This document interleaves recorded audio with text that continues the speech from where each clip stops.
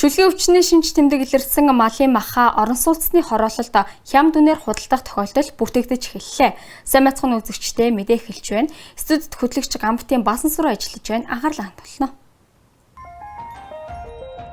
Эргэцийн орчинд бүрдвэл гадны музейд манай улсад хамаарах эдгүлгийн зүйлсийг буцаан өгөхөд бэлэн музейн хамтын ажиллагаа бодлого, музейн боловсролыг хөгжүүлэх талаар хэлэлцэж байна. Евразийн эдийн засгийн холбоо түүнийг гишүүн орнуудтай хийх худалдаа бол эдийн засгаа солонгоруулах алтан боломж. Нийслэлийн мега төслүүдийн талаарх ерөнхий хяналтын сонсгол эхэллээ. Дэлхийн их тайвны төлөө бөөлөв. Чингисийн хүрээ зохисолборт Дэлхийн Тэнгэр 2026 фестивал боллоо. 3/3 сагсан бөмбөгөөр Улаанбаатар Amazon Spa-г дэлхийн чансааг тэргүүлж эхэллээ.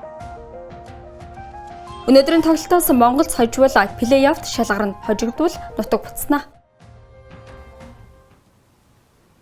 Монгол улсын ерөнхийлөгч Ухнагийн хүрэлцэхийн ивэлдор Евразийн улсуудын музейн олон улсын анх дугаар чуулганыг Евразийн их солилцоо ирээдүйн боломж хамтын ажиллагаа сэдвийн хүрээнд энэ сарын 15-наас 20-ны өдрүүдэд Чингис хаан үндэсний музейд зохион байгуулж байна.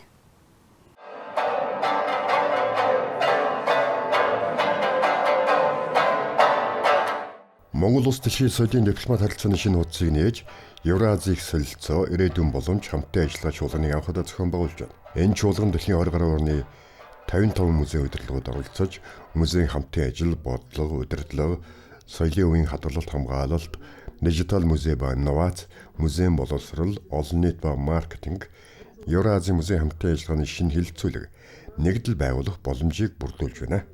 Чингис хааны музей байгуулагдсанараа бол соёлын харилцааг Монгол улсын зөөлөн хүчний бодлогыг гайхамшигтай сайхан хэрэгжүүлж байгаа. Олон гадны улс орнуудад бид нэр музей үзмрүүдэд танилцуулж, Монгол улсын сурчлагыг хийж, Монгол улсын түүх, соёлын үнэт өвийг бол танилцуулах ажил бол маш их эрчимдсэн. За одоо Монгол улсын ерөнхийлөгчийн төрийн айлчлал буюу гадаад улс орнуудад хийж байгаа төрийн айлчлалын нэг өрөлтгөө хэсэг нь бол яалтчгүй соёлын харилцаа. Энэ дундаа одоо музей үзмрүүдэд гадны улс орнуудад танилцуулснаар улс төр эдийн засгийн харилцаан дээр нэмэгдээд соёлын харилцаагаараа дамжуулж Монгол улсын сурчлагыг одоо хийдэг ийм одоо жишг тогтоогод байгаа. Чингис хаан үндэсний музейгээс чуулганы зохион байгуулалт манлайлал үзүүлж, олон улсын музейд шинэ шатанд хамтарч ажиллах, шинэ гарцыг нээж цаашлаад Евразийн музейдийн хамтын ажиллагаанд идэвхтэй ажиллах, бус нутгийн хэмжээнд хамтарсан үйл ажиллагаа идэвхжүүлэх, орон зайг бүрдүүлж шинэ боломжийг нээж өгч байна. Евразийн орнуудын түүх Монголын эзэнт гүрний түүхтээс алшгүй холбоотой байдаг. Тийм дээш эдгээр улсуудын музейд Монголын түүхийн дурсгалууд олноор хадгалагдж байгаа. Эдгээр үзмрийг буцааж авчрах боломж байгаа эсэх талаар. Энэ бол дараагийн асуудал. Ер нь бол гадна байгаа дурсгалуудын гарал үүсийг судлах хэрэгтэй. Судалж байж одоо энэ асуудал тавигдана. Түүнээс биш шууд одоо манай юм гэж болохгүй шүү дээ. Ил хаантын юм Алтан ордны олдсон дурсгалууд чинь Монголын биш шүү дээ. Тэр улстай байгаа. Тэгэхээр тэндээс олдсон дурсгалуудыг бид нэр жишээлбэл Ил хаантын Францын хаанд бичсэн захиаг Монголын юм гэж болохгүй шүү дээ. Тэгээ Монголын хааны захиа Францад хадгалагдаж байна. Харин Оросын холбооны улсын Санкт-Петербург хотын Эрмитаж музейн дэд захирал Алексей Богданов хууль эрх зүйн орчин бүрдвэл Монголын түүхтэй холбоотой дурсгалуудыг буцаан өгөх боломжтой гэсэн юм. Я думаю, что такая возможность есть, но это боломжтой гэж бодож байна. Үүний тулд хууль эрх зүйн орчныг бүрдүүлэх хэрэгтэй. Баталгаа зөвшөөрөл гихчлэн олон бичиг баримт бүрдүүлэх тул тийм амархан шийдэгдэхгүй. Цаг хугацаа их орно.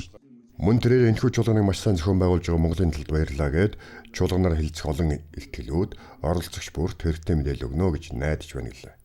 Чуулганы төгсгөл Евразийн музейн удирдлагууд Монголын эзэнт гүрний нийслэл хар хором хот, Эрдэнэ-Зов, Уугарын хаант улс, Дөргийн хаант улсын өв дурсгал, нүүдлийн ахуйн соёл болон бусад музейнуудтай танилцсан юм а. Евразийн эдийн засгийн холбооны улсуудтай хийсэн хэлэлцээрийн дагуу эх 7 дугаар сарын 22-ноос манай улс 367 төрлийн бараа бүтээгдэхүүнийг гаалийн татварын хөнгөлөлттэйгээр нийлүүлнэ. Мөн тооны бараа бүтээгдэхүүнийг эдгээр улсаас импортлж эхлэх юм. Евразийн эдгээр улстай хийх худалдаа нь манай улсад ашигтай эсэх талаар тодруулъя.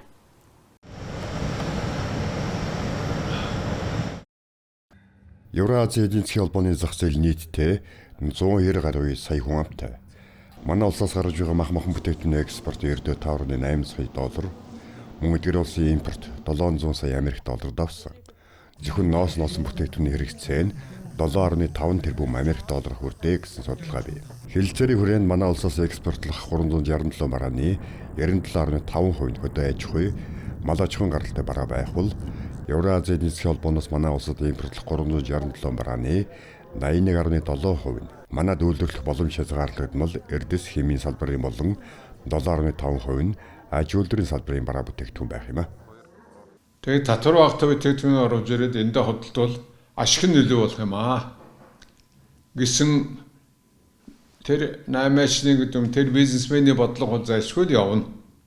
Тэгэхээр тэр хүнийг бас чи энэ Монголын өндөг авсангүй чи тэр гадны өндөг авлаа гэж ингэж болов чадахгүй ч гэдэг юм шиг өндөг л болоо өндөг.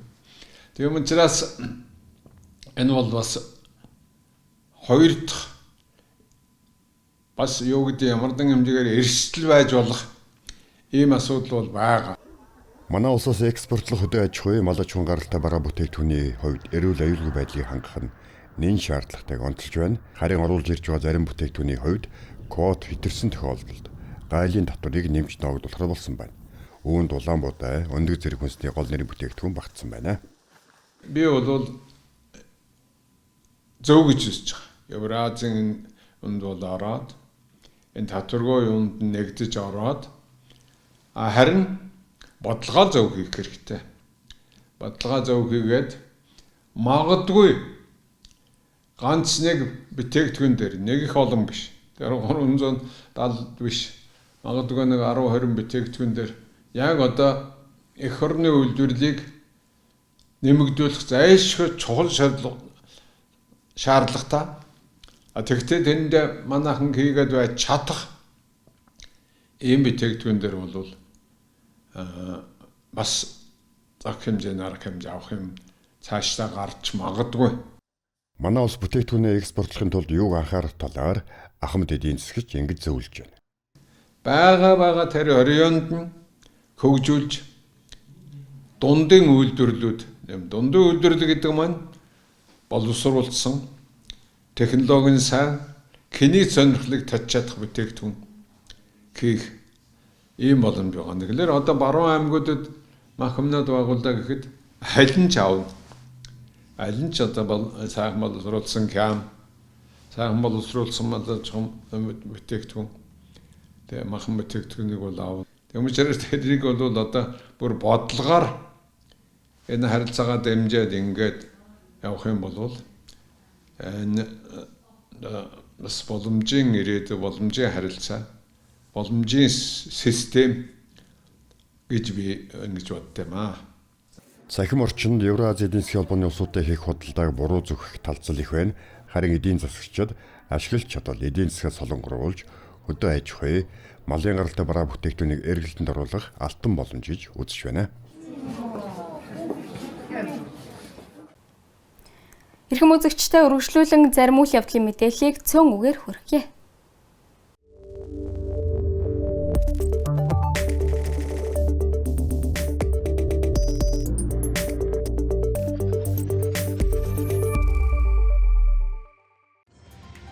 Хоногт 250 мянган метр куб бохирус цэвэрлэх хүчин чадал бүхий цэвэрлэх байгууламж ашиглалтад орлоо. Уг бүтээн байгуулалтыг 2020 онд эхлүүлсэн бөгөөд 2025 онд анхны туршилтыг хийжээ. Улаанбаатарчууд хоногт 180 мянган метр куб бохир гаргадгаас өсөн нэмэгт хэрэглэх тооцсон байна. Түүнчлэн уг цэвэрлэх байгууламж нь ус цэвэрлэх явцад гарсан лагийг боловсруулж метанхий үйлдвэрлэж дотоодоосоо эрчим хүчээ дангаар хангах юм байна. Нийслэлийн хэмжээнд өнгөрсөн 5 жилийн хугацаанд гол мөрөн нуурын усанд 105 хүн живж амь насаа алджээ. Үүний 83 нь том хүн, 22 нь хүүхэд байжээ. Осол эндлээс удирдчлан сэргийлэхийн тулд 12 дахь жилдээ эргүүлэх хяналтыг зохион байгуулж байна. Энэ жил Багнуур дүүрэгт Хэрлэн гол дагуу, Налах дүүрэгт Тэрэлж орчимд, Улаанбаатар хотод Туул гол дагуух эрсдэлтэй 28 цэг бүхий чиглэлд морьт, завьт, автомашинт болон явган эргүүл ажиллана. Түүнчлэн улсын хэмжээнд усыг бүү бас нөлөөллийн аян эхлээд байна. Захиргаанд улааны үнийг нэмж зах зээлийн зарчимд нийцүүлэн зохист хэмжээнд хүрэхээр болсноо эрчим хүчний зохицуулах хорооноос мэдэгдээд байна. Ингэхдээ айл өрхүүдэд ачаалал үүсгэхгүйгээр нэмэхээр төлөвлөжээ. Тодорхойлбол эхний ээлжинд 5% нэмэх шийдвэр гараад байна. Энэхүү шин тарифыг энэ сарын 5-наас эхлэн тооцох юм байна. Дугуйн болон цахилгаан бичил тээврийн хэрэгсэлд зориулсан тусгай замгүйгээс осол гэмтэлд өртөх хүмүүсийн тоо жилээс жил нэмэгдсээр байна. Иймд тусгайлан зам байгуулахар болжээ. Нийтдээ 3 жилийн хугацаанд 427.5 км зам барихаар төлөвлөснөөс энэ 173.2 км-ийг нь байгуулах гэж байна. Тодорхойлбол нийслэлийн 6 дүүргийг холбосон дугуйн замыг байгуулж их тойруу, бага тойруу дагуух автомашины хэрэглээг бууруулна. Сүхбаатарын талбайд зам тээврийн салбарын нээлттэй хаалганы өдөрлөг болж байна. 3 өдөр үргэлжлэх тус өдөрлөгөөр олон нийт жолооч тээвэрчдэд зориулсан хөнгөлөлт, чөлөөлөлт, урамшуулалт аяныг танилцуулна. Түүнчлэн иргэний нислэгийн ерхий газар, МИАТ, төмөр замын газар, Монголын төмөр зам, 5 толгой төмөр зам, авто тээврийн үндэсний төв, Улаанбаатар төмөр зам зэрэг зам тээврийн яамны харьяа 22 байгууллага хүмүүст үйлчилнэ. Улаанбаатар хотын нэгэн иргэн 1979 онд гарсан бүх брайдын ардын яруу найрагч Дамб Жалсаар Аявын Миний байгаль нуурын бүс нутаг нэрт шүлгийн төврийг гэрээсээ олчээ. Тус ном Их нутгийн дуу гэдэг шүлгээр эхэлдэг. Энэхүү шүлгээс брайдын төрийн дулал бий болсон түүхтэй. Энэхүү брайдын төрийн дулалын анхны хувилбарыг энэхүү олжээ. Ice Club-ийн цөөн хормын мэдээ байлаа. Ажлын амжилт хүсье.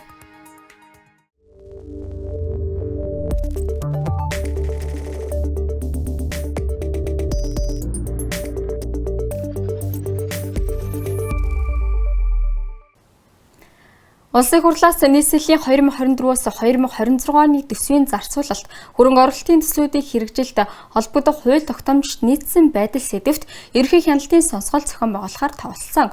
Өнөөдөр төрийн ордноо эхэлсэн тус сонсголыг улсын хурлын гишүүн Зол Жаргал ахалж байна. 53.3% хүрсэн тул сонсгол эхлүүлэх нөхцөл бүрдлээ. Нийслэлийн 2024-өөс 2026 оны төсвийн зарцуулалт, хөрөнгө оруулалтын төслүүдийн хэрэгжилт холбогдох хууль тогтоомжид нийцсэн байдал ерөнхий хяналтын сонсголоор өмнөх хотын дарга Нямбатар нийслэлийн засаг даргаар ажилласнаас хойшох төсвийн зарцуулалтыг сонсноо. Ингээд үйл ажиллагаанд илэрсэн зөрчил дутагдлыг арилгах асуудлаар холбогдох байгууллагад чиглэл өгөх, хууль эрхцэн орчинд засаж сайжруулах шаардлагатай зүйл байгаа талаар санал дүгнэлт гаргах юм. Нийслэл Улаанбаатар хотын төсвийн алдагдал сүүлийн жилүүд огцом нэмэгдэж байгаа. 26 оны нийслэлийн иргэдийн төлөөлөгчдийн хурлаар баталсан алдагдал бол улсын хурлаар баталсан нэгдсэн төсвийн алдагдлаас 1.4 их 80 төгрөгөөр их баг.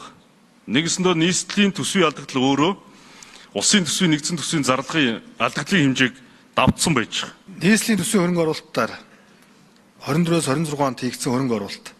Нийслэлийн хөрөнгө оруулалтын төлөвийг авч үзэх юм бол 2024-өөс 2026 он нийт хөрөнгө оруулалтын гүйцэтгэл 2024 он 1 их 80 811.4 тэрбум төгрөг байсан бол 2026 онд 4 их 80 657.2 тэрбум төгрөгт хүрэхээр төлөвлөгдсөн. Үнэт цаасны их усвэрээр хэрэгжиж буй хөрөнгө оруулалтын томоохон төсөл арга хэмжээ мега төслүүд нэмэгдсэнтэй холбоотой байна. Их усврийн бүтцийн хувьд нийслэлийн төсвийн хөрөнгө оруулалтын их усвэр 67-оос 71% эзэж байгаа бол үнэт цаасны их усврээр 29-оос 32%-ийг бүрдүүлж байна. Нийслэлийн төсвийн хөрөнгө оруулалт 2026 он. Нийслэлийн төсвийн хөрөнгө оруулалтаар 2026 онд 3 их 80 156.2 тэрбум төгрөг нийслэлийн үнэт цаасны хөрөнгөөр 1 их 80 510.1 тэрбум төгрөгийн санхүүжих дүнтэй автозам, нийтийн тээвэр боловсрол, дэд бүтцийн төсөл арга хэмжээнүүдийг хэрэгжүүлэхээр баталсан. Сонсголт нийслэлийн төр захиргааны байгууллагын 60 гаруй албан хаагч ирж 2024-өөс 2026 оны төсвийн зарцуулалтын талаар мэдээлэл өгч байна. Мөн иргэний нэгдсэн холбооны төлөөлөл үлзий бат нийслэлийн төрийн байгууллагууд ихэд данхайсан барилга хот төлөөлөлттэй холбоотой 70 гаруй байгууллага бий. Ажил гүйцэтгэгчгээд санхүүжилтээ авчиж чадахгүй явдал гардаг. Үүнд нийслэлийн иргэдийн төлөөлөгчтэй хурал анхаарах ёстой. Хянаж шалгахын тусдаа ажил өргөлжлөх хэрэгтэй гэлээ. Улаанбаатар хотын засаг дарга бүрүүд авдаг дайх үг байна.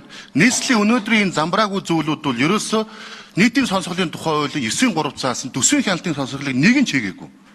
Иргэдийн хурал нь бүгдөө баасан дээр шавсан ялаа шиг засаг даргаанд тойроод бүжигдсэн. Иргэдийн хурал гэдэг бол иргэдийн мэдэх хэрэгцээг иргэдийн өмнөөс ярих хэрэгтэй. Өнөөдөр маш олон аж ахуйн нэгжүүдийн дансыг хаацсан, маш олон аж ахуйн нэгжүүд өнөөдөр ажил хийж гүйцэтгэл авч чадахгүй байна. Үүн дээр иргэдийн хурал санаатай байх хэрэгтэй. Шинэ засаг дарга маань энэ дээр бодлоготой анхаарал ирэх жилээс эхлээд төсвийн хяналтын сонсголыг жил бүрэн хийгээрэй. Сонсголын үеэр хотын одоогийн дарга Пүрэв даваг 2024-оос 2026 оны төсөв сэдвээр илтгэл танилцуулж, ажиллагатай тэмцэх газар, цагдаагийн ерөнхий газар зэрэг хууль хяналтын байгууллагын хамтарсан ажлын хэсэг мега төслүүдийг бүхэлд нь шалгаж байгааг мэдгдсэн юм. Сонсголт өмнөх хотын дарга Нямбаатрыг өрсөн ч тэрээр ирээгүй байна. Сонсгол маргааш дахин үргэлжлэнэ. Өнгөрсөн амралтын өдрүүдэд Улаанбаатар хотын ойролцоо дэлхийн өнцөг булан бүрээс ирсэн олон зуун бөө хурамчуллаа. Тэд туршлага солилцож, уулзаж ярилцаад зогсохгүй хамтарсан дахлага зан үйл үйлдсэн юм. Тэд өөрсдийн зан үйлийн хүчийг юунд зориулсныг дараах сурвалжлагаар хүргье.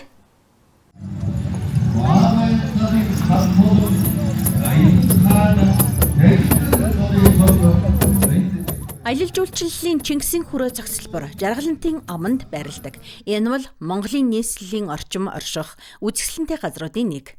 Эртний уулсаар хүрээлсэн энэ хүндид ертөнцийг донслогч Чингис хааны хөшөөний дэргэд өнгөрсөн амралтын өдрүүдэд Тэнгэр 2026 дэлхийн бөөгийн наадам боллоо.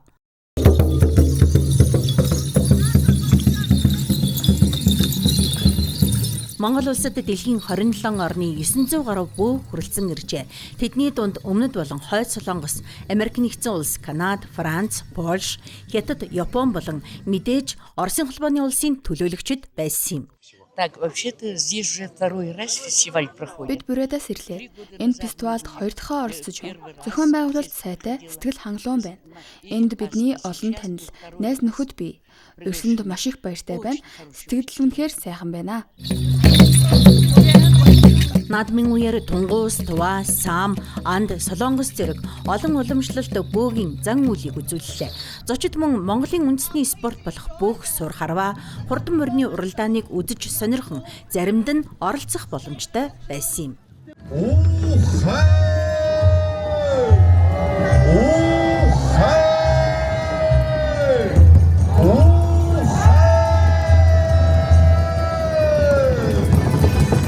Мэдээж яг нэг Монгол хүн гэдгээрээ айгу гоё санагдлаа. Орж ирээ. Тэгээд энэ тэндгүй яг одоо Баатар ч юм уу те. Би бол одоо нэг 90-ад оны хүүхд болохоор ийм зүйл харж байгаагүй. Яг тэгэл тэр дээр үеийнхээ яснашлыг харахаар их гоё санагдлаа. Тэгээд яг энэ боломжийг ашиглаад хүүхдүүдтэй ч гэсэн яг Монголд ийм уламжлал байдэн шүү. Бөөгийн шашин гэж нэг одоо ийм хүн байдаг гэдэг манай хүүхдэд амьдар үзэж байгаагүй болохоор уг нь танилцуулъя гэдээ ирсэн юм аа. Надад бол их сайхан байна. Монгол хүний хувьд өөрөө энэ бол монголчууд нөө бөөгийн зан шалтай гисэн дийчиг ийм ойр дотноос баг ойроос харж үзчихсэн ховор болохоор. Гэхдээ наадам зөвхөн аялал жуулчлалын зорилготой байгаагүй. Хөтөлбөрт хамтарсан өглөөний мөргөл, шөнийн тэнгэрийн дор галын ёслолууд багтжээ. Бид нар бол одоо энэ фестивалийн хүрээнд их нарны тахлах хийлээ. Дээрээс нь газар лус аргадах зан үйлхийн, ихтлэгийн амар амгалны төлөө зан үйлхийн. Одоо дэлхийд даяар бас дайн тулаан, элдв бусын асуудлууд маш их байна. Тийм учраас бид нэр ихтлэгийн амар амгалны төлөө бас залбирал үйлдэж зан үйлхийн. Дээрээс нь одоо амар амгалны төлөө 600 шиг бас мод тарина ихтлгийдээ одоо бас мод тарих юм.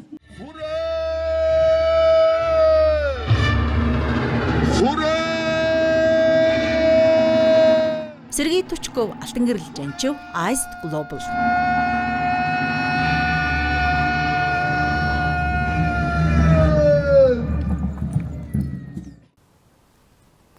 Гурван эсрэг 3 сагсан бөмбөгийн эмэгтэй баг түүхэндээ анхудаа дэлхийн мэрэгжлийн багуудын чансааг тэргүүллээ.